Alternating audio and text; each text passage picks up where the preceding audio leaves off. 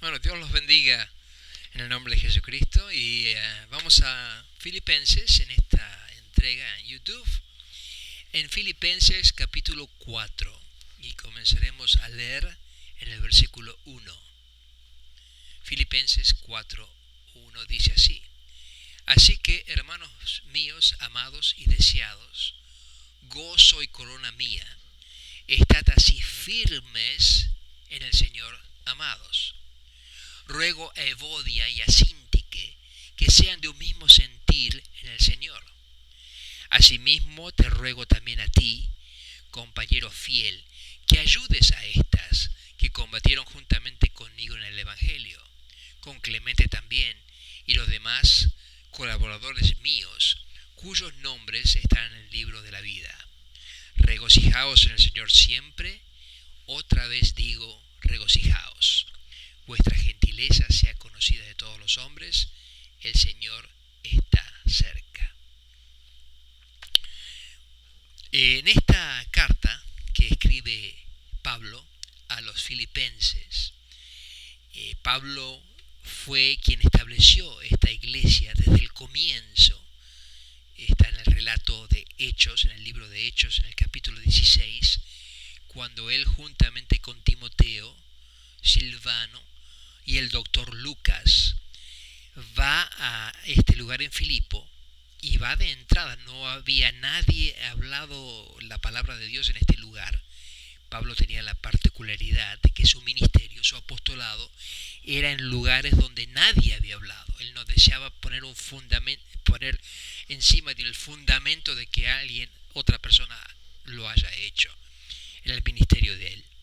Pero estos registros de Filipenses 4 deben ser comprendidos dentro de un contexto que es la carta misma a los filipenses. Lo importante es el poder,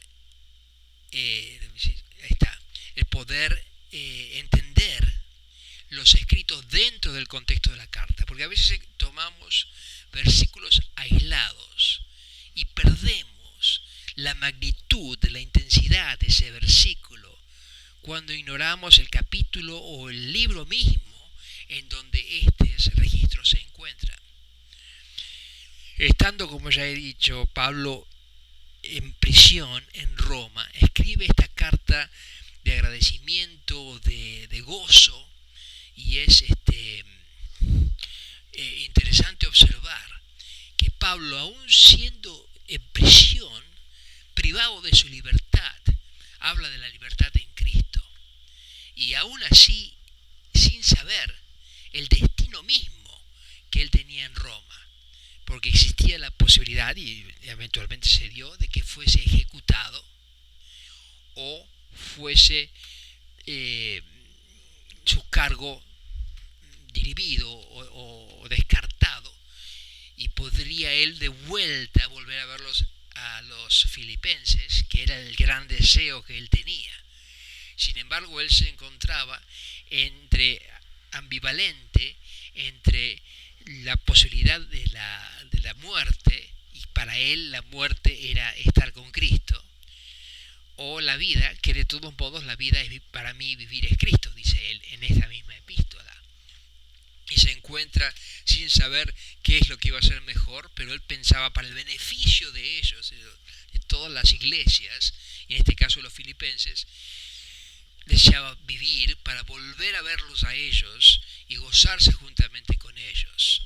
Ellos mandaron a un tal Epafroditos con una ofrenda, con una participación financiera que le ayudaría a Pablo a mantenerse en las necesidades básicas que eran importantes en la cárcel donde él estaba.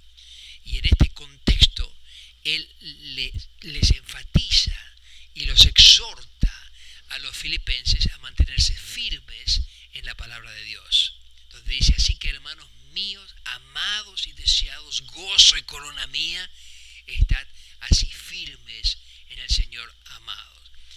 Y esta cuestión de estar firmes me hace a mí acordar cuando estuve en el servicio militar, en donde era tan común estar firmes. Un oficial entraba al dormitorio, el lugar donde estábamos los soldados, y uno que lo miraba de entrada decía: ¡atención! Y todos nos poníamos firmes, nos poníamos en una actitud física y visual, en donde mirábamos al oficial que entraba en el cuartel donde estábamos nosotros, y todos nos poníamos firmes, atentos, bien parados, bien en una atención erguida, mirándolo a este oficial. Y él decía usualmente: descansen. Entonces ahí nos volvíamos a relajar un poco. Pero ninguno osaba, cuando entraba un oficial, en estar talado ahí tirado y totalmente descuidado de la entrada. Eso provocaría al oficial una llamada de atención intenso para ese soldado, que mostraba una despreocupación y una falta de respeto hacia el oficial. Y en ese sentido, el estar firmes en el Señor significa estar bien parado en el Evangelio y las enseñanzas de Jesucristo, en contrario a estar con una pata arriba y otra pierna afuera, en estar en un estado vacilante. El estar firmes es estar establecido en el Señor Jesucristo, no importa las circunstancias en donde uno se encuentre. En este caso, Pablo estaba aprisionado, y en el mismo registro, si uno lo vuelve a leer, de Hechos 16, cuando ellos están en Filipo, por unas ciertas circunstancias, terminan en la cárcel después de haber sido vapuleados y azotados violentamente. Y en la misma cárcel están cantando himnos. Y Dios se muestra con todo su poder, con un terremoto, con una especie de vibración, donde las puertas de la cárcel se abren. Y termina esta historia también con la testificación al carcelero mismo y a su familia, en donde ellos aceptan a Jesucristo y aceptan el Evangelio que predicaba Pablo. Tremenda historia en Hechos 11, de circunstancias adversas que terminan a la final con una gran liberación. Por eso, cuando uno está firme en el Señor, las circunstancias no son lo que determinan el establecimiento, el fundamento de esa persona en la palabra de Dios. Enfermedades, todos hemos experimentado y vamos a experimentar distintos desafíos físicos, y muchas veces en medio de ese desafío físico es cuando en nuestra debilidad encontramos la mayor fortaleza en Dios. Mucha gente en los momentos de necesidad es cuando más se encuentran viendo su atención espiritual en la vida. Pero también cuando las cosas van bien es difícil, porque uno piensa que no lo necesita a Dios. Puede ir y disfrutar la bienaventuranza y olvidarse de quién lo trajo allí o quién le produjo esa liberación. No importa la circunstancia, sea buena o sea mala, sea fortuita o sea desgraciada, nosotros estamos firmes en el Señor. Esa es la gran ventaja de la vida abundante del creyente, que las circunstancias no determinan el gozo interno. Pablo estaba gozoso aún estando en prisión. Las necesidades, y él mismo dice en unos versículos posteriores, en el capítulo 4, en este mismo capítulo 4, dice en el versículo 12: sé vivir humildemente y sé tener abundancia. En todo y por todo estoy enseñado, así para estar saciado como para tener hambre, así para tener abundancia como parecer necesidad. Todo lo puedo en Cristo que me fortalece. A veces vemos ese versículo y lo tomamos aisladamente. Todo lo puedo en Cristo que me fortalece. Es como que nada podemos volar, podemos hacer todo. Y es erróneo interpretarlo así. Está dentro de un contexto. Él dice que si puede tener necesidad, o puede estar abundantemente, puede estar con todo estoy enseñado, para estar saciado como para tener hambre. No importa la circunstancia en que yo me encuentre, todo lo puedo en Cristo que me fortalece. Y esa es la vida abundante del creyente. No importa si hay vientos, lluvias, tormentas, terremotos, inundaciones.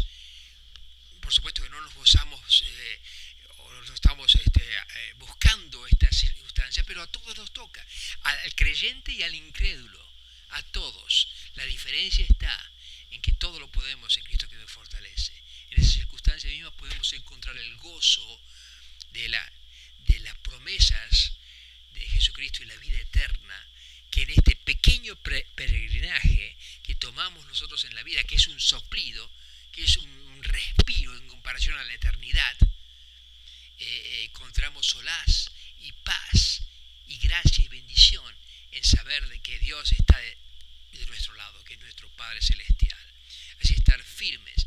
Y para estar firmes en estas diferentes circunstancias debemos tener confianza en Dios, no importa lo que sea, seguir confiando a pesar de que el cielo se muestre totalmente cerrado y llueva y truene, y obediencia en la palabra de Dios, mantenernos obedientes.